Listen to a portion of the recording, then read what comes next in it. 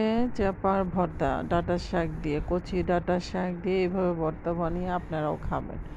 ডাঁটা শাকটা ধুয়ে নিয়েছি, পেঁয়াজ রসুন কাঁচামরিচ আর চাপা দিয়ে দিছি, দিয়ে ঢেকে দিছি। যখন পানিটা শুকিয়ে আসছে নামিয়ে ভালো করে চিপে হচ্ছে এটা পাটায় ভালো করে চিপে নিয়েছি, নিয়ে তারপরে পাটার মধ্যে বাটার জন্য দিয়ে দিয়েছি। তো এখানে অল্প একটু লবণ দিয়ে নিলাম, দেওয়ার পরে হচ্ছে ওটাকে ভালো করে বাটতে হবে। দেখবেন ভর্তাটা সবুজ হয়ে যাবে, ভাত খাওয়ার সময় ভাতগুলো সবুজ রঙের হয়ে যায়। এই ভর্তাটা খেতে অনেক মজা, গরম ভাতের সাথে এই ভর্তাটার টেস্ট মানে অন্যরকম। আপনারা একবার করে দেখতে পারেন।